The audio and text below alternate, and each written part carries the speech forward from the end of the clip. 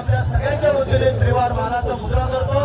भारतीय घटनेचे शिल्पकार महामानव डॉक्टर बाबासाहेब आंबेडकर यांच्या पवित्र स्मृतीला वंदन करतोय।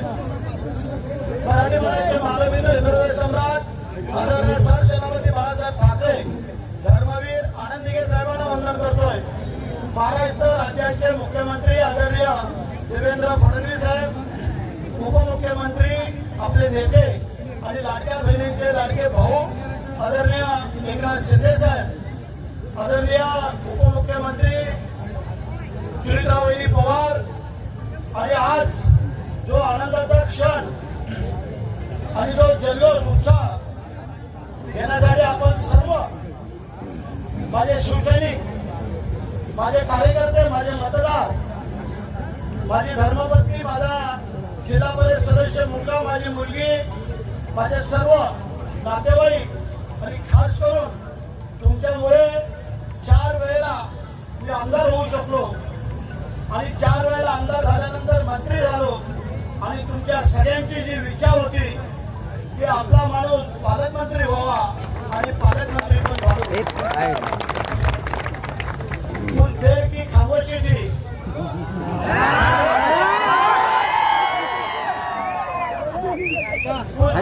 खामोशी थी, आप सो रहेगा, किसी का वक्त था, हमारा दौर आएगा।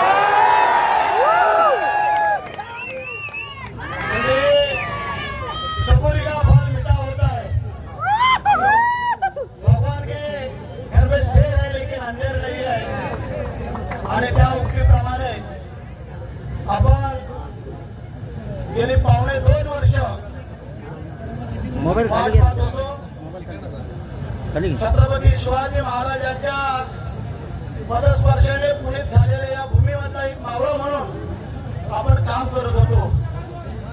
आमदार, मंत्री, पालकमंत्री ही वेगळी बाब आहे, परंतु शिवाजी महाराजांचा मावळा ही पहिली बाब आहे आणि ते काम गेल्या अनेक वर्ष तुम्हाला सगळ्यांना बरोबर घेऊन जाण्याचं मी करतोय।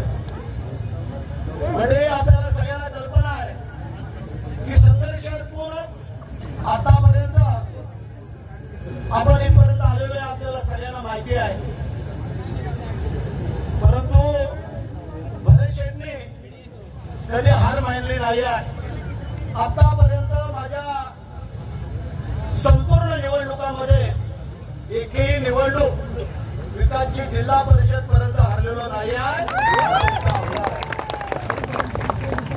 आणि त्याला काय कारण? मनाचा मोठेपणा। श्रीमंत लोक तर बरेच असतात पण मनाने मोठेपण असायला लागतं। आपल्या घरी आलेला एकही माणूस कुठल्याही जाती धर्माचा, गरीब श्रीमंत, जो ज्या कामासाठी आलेला आहे त्याला मदत, त्याला सहकार्य हे आमचं कर्तव्य आहे सगळ्यांचं आणि ते करण्याचं काम आमचं कुटुंब सगळं करतंय।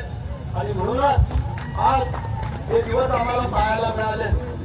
ज्याचा घर, परिवार, प्रपंच जर नेटका असेल तर हे सगळं बरोबर असतं। त्याचं उदाहरण भरत शेठ गोगावले।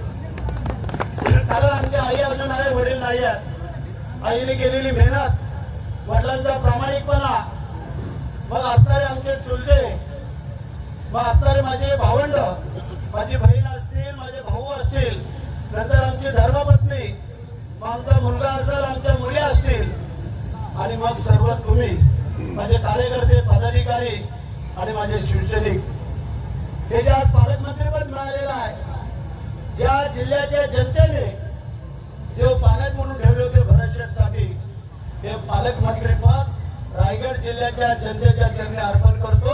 हा माझा शब्द आहे तुम्हाला। म्हणजे जर तुम्ही मला निवडूनच दिला नसता तर भरत शेठ आमदार झाला नसता, आणि भरत शेठ आमदार झाला नसता तर भरत शेठ मंत्री झाला नसता, आणि भरत शेठ मंत्री झाला नसता तर आज पालकमंत्री झालो नसतो। म्हणून या बाळासाहेबांच्या मुशीत तयार झालेले एक शिवसैनिक, शिवाजी महाराजांचा मावळा आणि एकनाथ शिंदे साहेबांचा खंदार समर्थक म्हणून आम्ही काम करतोय। ज्या माणसाने 2.5 वर्षाचा त्याग केला आमदारकी मंत्रिपदाचा, हे तुम्हाला सगळ्यांना ज्ञात आहे। आजकाल तर ग्रामपंचायत सदस्यपद पण सोडत नाही आहे. पण तुमच्या या आमदारांनी, मंत्र्यांनी, पालकमंत्र्यांनी त्यावेळेला 2.5 वर्षाचा मंत्रिपदाचा त्याग करणारा महाराष्ट्राच्या इतिहासातला हा तुमचा पहिला आमदार. म्हणजे असो, वेळ झालेला आम्हाला अजून पुढे जायचं आहे. म्हणजे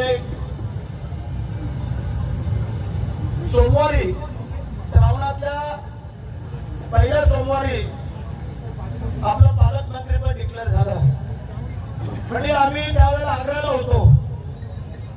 आग्र्याला जो दिवस छत्रपती शिवाजी महाराज चातुर्याने तिथून औरंगजेबाच्या हातावरती तुरं घेऊन निघून आले, तो दिवस होता. त्यावेळेचा 17 ऑगस्ट 1666. आम्ही 17 ऑगस्ट 2026 ला परवा गेलो होतो. तिथून गेली 7 वर्ष आपल्या महाराष्ट्रातले मावळे तिथून शिवजोत घेऊन येतात.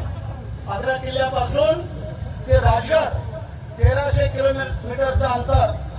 आणि मग आम्ही तिथं ठरवलं, दोन्ही राज्य मिळून उत्तर प्रदेश आणि महाराष्ट्र शिवाजी महाराजांचं असं देखणं स्मारक आग्र्यामध्ये होणं गरजेचं आहे, की ज्या महाराष्ट्रामध्ये किंवा देशामध्ये कुठं नाही आहे. अशा प्रकारचं आग्र्याला आम्ही स्मारक बनवतोय. म्हणजे पहिला जेव्हा जनता जाईल त्यावेळेला छत्रपती शिवाजी महाराजांचं स्मारक बघून नंतर मग ताजमहाल बघायला जातील. अशा प्रकारचं स्मारक आमचं बनवण्याचं काम आहे. म्हणजे असो, आज विकासजी मला सांगितलं, 2.25 वर्ष आपल्याला वाट पाहायला लागली. आणि 2.25 वर्षापूर्वी तुम्ही जो संघर्ष केला रस्त्यावरती उतरून, त्याचं फळ आज आपल्याला मिळालेलं आहे. तेव्हा आता तुम्हाला सगळ्यांना विनंती आहे, आपण युतीमध्ये आहोत, महायुतीमध्ये आहोत. आणि त्या महायुतीमध्ये आपल्याला सगळ्यांना बरोबर घेऊन जायचं आहे. या जिल्ह्याचा, मतदारसंघाचा हा विकास करत असताना आम्ही काही विजन ठरवलेले आहेत. आम्हाला काही जे काही आमच्या माध्यमातून जे या जिल्ह्यासाठी विकास करण्याचं काम आहे ते आम्ही निश्चितच करणार आहोत. परंतु पहिला मतदारसंघ पण आमचा लक्षात येईल असं, कारण मतदारसंघाने जर निवडूनच दिला नसता तर बऱ्याच जिल्ह्याचा विकास कुठला गेला असता. म्हणून आमची पद्धत आहे की ज्या ज्या लोकांनी पडत्या काळामध्ये आम्हाला सहकार्य केलेलं आहे त्याला कोणालाही आम्ही विसरू शकत नाही आहे. मग आमची धर्मपत्नी असेल, आमचा विकास असेल, आमच्या मुली असतील, आमच्या सुना असतील, सगळेच जण हे आमचं कर्तव्य आहे. गोरगरिबाच्या सुखदुःखामध्ये गोरगरिबाला मदत करणं हे आपल्या सगळ्यांचं आद्य कर्तव्य आहे. नशिबात काय लिहिलं याने मला फरक पडत नाही आहे, कारण कष्टाचा मनगटासमोर अपयश कधीच टिकत नाही आहे. जोपर्यंत खेचून आणत नाहीये माझा हक्काचा विजय, तोपर्यंत हा भरतशेठ मैदानातून कधीच मागे हटत नाही आहे.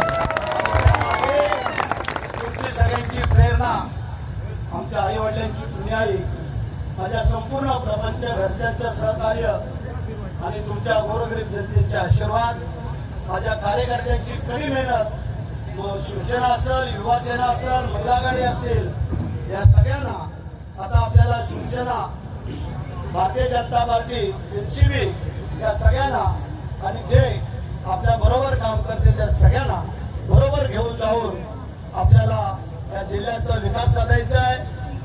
म्हणजे मी पुन्हा एकदा आपल्याला सांगू इच्छितो, उद्या रायगड किल्ल्यावरती छत्रपती शिवाजी महाराजांच्या समाधीचं नतमस्तक होण्यासाठी, तिथलं दर्शन घेण्यासाठी, जगदीश्वराचं दर्शन घेण्यासाठी आपल्याला जायचं आहे. ज्यांना कोणाला शक्य होईल त्यांनी येण्याचा प्रयत्न करा. सगळ्यांनाच काय आम्ही सांगत नाही आहे, कारण जनतेला असं नको वाटायला निवडणूक आल्या का विजय होण्यासाठी आपण जातो, परंतु आज हा विजय सगळ्यात मोठा आहे आणि त्यासाठी आपलं कर्तव्य छत्रपती शिवाजी महाराजांच्या चरणी अर्पण करण्यासाठी, जिजाऊ महासाहेबांच्या चरणी अर्पण करण्यासाठी उद्या आम्ही जातो. पुन्हा एकदा तुम्हाला मनापासून धन्यवाद देतो, तुमचा आभार मानतो, तुमचं अभिनंदन करतो आणि पुन्हा एकदा मी धन्यवाद देतो. माझे पत्रकार बांधव असतील, माझे मीडियावाले असतील, कार्यकर्ते असतील, त्यांचा हातभार हा आपल्या यशामध्ये लागलेला आहे. निश्चितच मी त्यांना धन्यवाद देतो. जय हिंद, जय महाराष्ट्र, वंदे मातरम. मंडळी